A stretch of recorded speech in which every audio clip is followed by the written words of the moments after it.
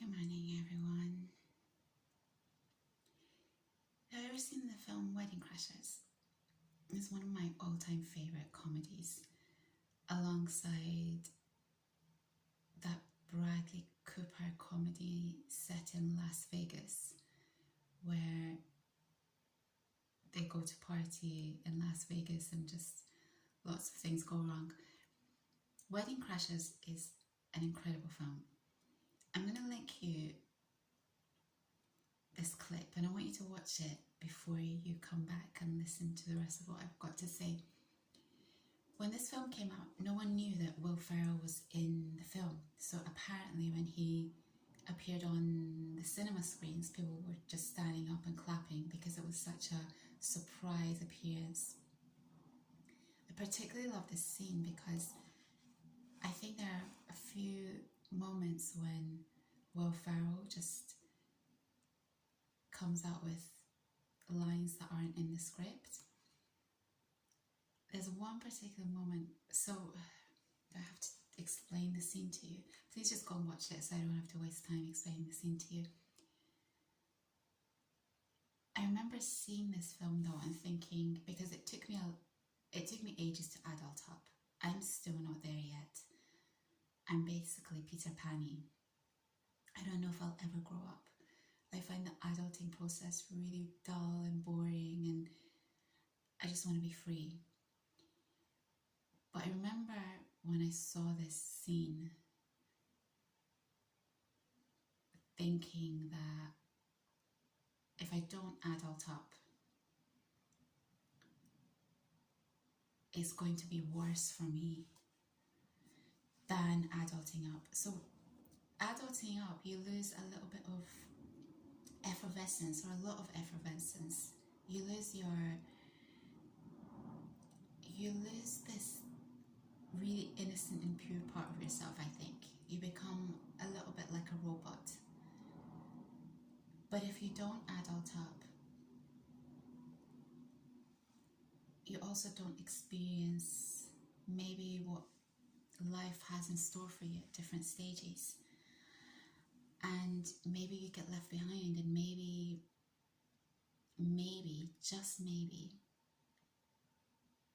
you miss out on a lot of life that other people are experiencing. I think for me it was the fact that he was living at home, and I don't necessarily think there's anything wrong with that, because, for example, if you're a young person who's trying to save up for their own house, fair enough, you can save so much by living at home. And I think if you are the kind of child who really looks after their parents, I think they might enjoy having you around. But at the same time,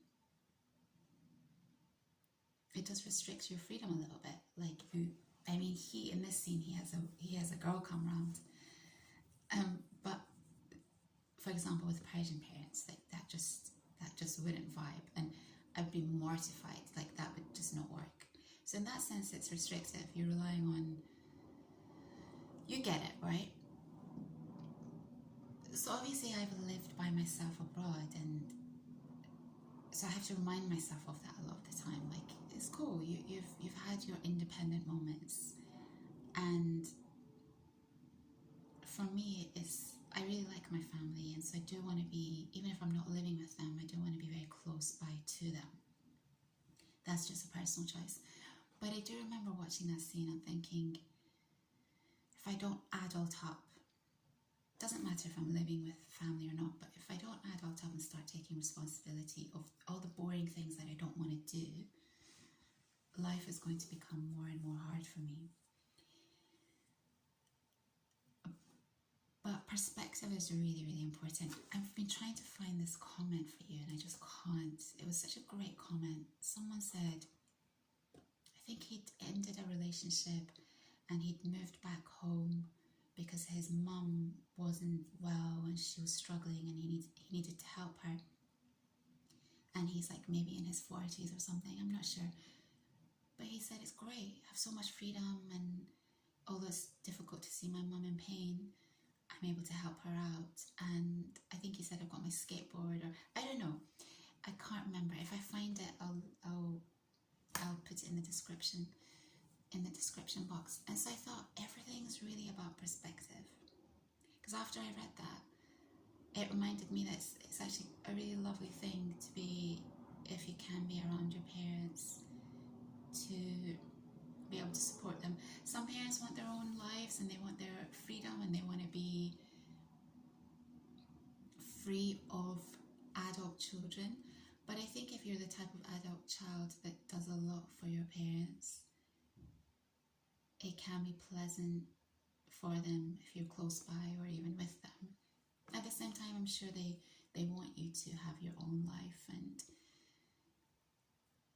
you know, so I think when I read that comment yesterday when I was watching this, I just thought everything, you can literally train your brain to see things in so many different ways so that you never really feel bad about anything. Is it a bit of trickery in the sense that you're just fooling yourself? Maybe, but if it's what you have to do to keep a positive mind, then so be it. I think there's nuance in everything in life, and comparing yourself to other people just doesn't benefit you. And you know, there were other comments where someone was like, I'm living with my parents. Get that girl. I got her yesterday. Yeah. I rode my bike over to his... I want to play it for you, but I think you can't see the facial expressions, so that's why I'm saying that you should just go and watch it yourself. There is a favourite line in this though. I'm going to play you that part. So there's this thing about the meatloaf. So he's living with his mom, and apparently she makes a lovely meatloaf for him, and Owen, is that his name? Owen Wilson goes to visit Will Ferrell, who's living with his mom, but he's the original guy who introduced Vince Vaughn, who's Owen Wilson's friend, to this technique of turning up at weddings, crashing weddings, and becoming amorous with girls at these weddings by pretending that you know the people at the wedding. Without going into too much detail, Vince Vaughn and Owen Wilson have a kind of tiff, and they stop speaking. So Owen Wilson still needs a partner to go to these weddings to crash. So he goes to visit the original of this technique, the guru, Will Ferrell. And he sees that Will Ferrell's living with his mom. And whilst Owen Wilson's there, a girl comes down the stairs in a black dress and kisses Will Ferrell goodbye. And at the beginning, when Owen Wilson walks in, he thinks it's really sad the way Will Ferrell's living. But when he sees this girl, he feels a little bit better about everything. So that he's reluctant to have the meatloaf, but then he says, yeah, let's have some meatloaf after he sees this girl. So let me just play that. This is my favourite line in this scene. Just living the dream. I love that. You know what? I will have some meatloaf. Let's have some meatloaf. You want some? I need to go. Hey, Mom! The meatloaf! We want it now! The meatloaf! What's she doing? I never know what she's doing back there. What's she doing? I never know what she's doing back there. I feel like that wasn't part of the script. I just love it. What's she doing back there? Can someone explain why I love this line so much, apart from the fact that I think it was impromptu?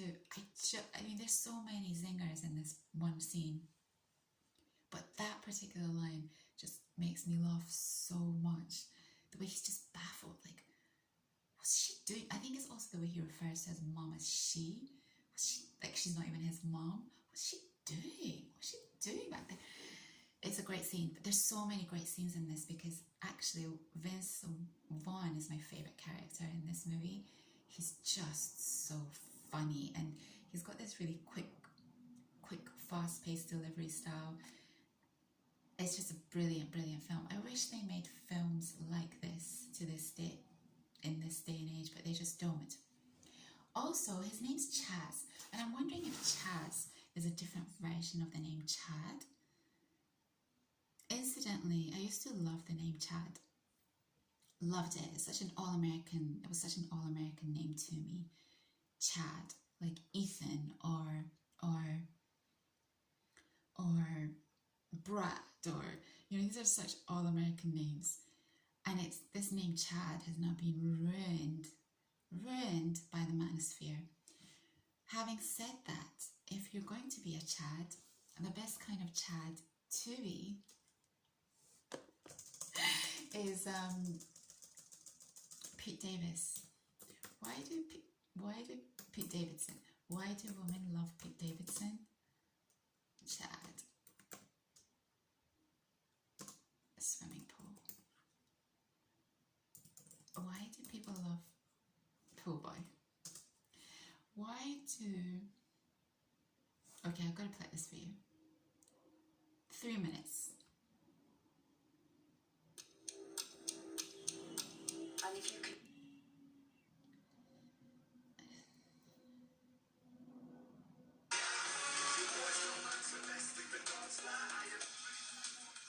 I'll link it. He's having an affair. Chad!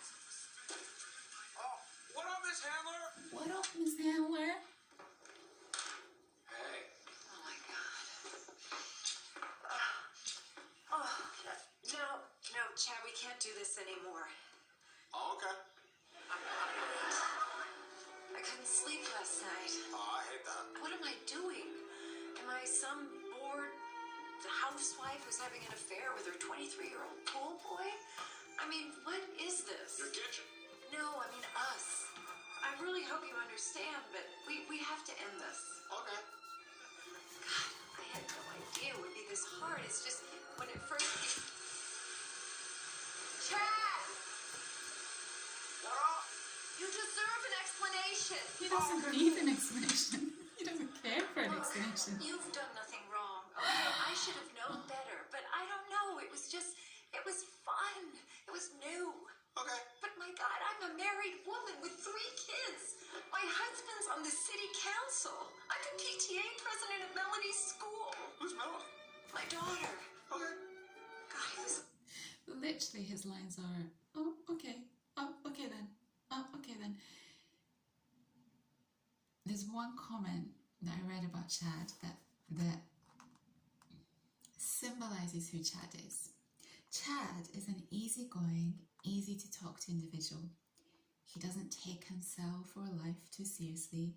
He remains humble, even though he's on top of the social ladder. All the women want him, even the men. And he's not pompous or judgmental. Beautiful. So every time I hear the name Chad used in a really negative way, I just take my brain to Chad SNL, Pete Davidson, and all is right in the world again. Why do women love Pete Davidson? I'll tell you why. He's just hilarious, and I think he just loves women. And I think that combination of just loving women, being hilarious, and not taking himself too seriously is very, very attractive. He also has some difficulties, I think, and maybe his lack of seriousness. I don't know him in real life, but you know, his relationships don't tend to last a very long time. Maybe that's his age, maybe that's his intention, we don't know. But you know, you can't be frivolous all the time, obviously, in life. But I think there is something to be said for the fact that he's just cool. He's just cool. Moral of the story, just be cool. So yeah, what a shame that this name Chad has been hijacked, because I really, really liked it. And I wonder, is Chaz a nickname for the actual name Chad? I don't know. I'm not sure. I had no plan for today. Sometimes I just want to be frivolous. Sometimes I just want to be frivolous. There's one other scene in a film that I love so much. It's the Matt Damon scene. Don't know if I've ever talked about it before. Matt Damon in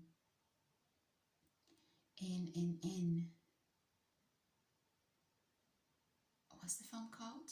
You guys know. You guys, Good Will Hunting. You know this scene, don't you? I bet you know the scene.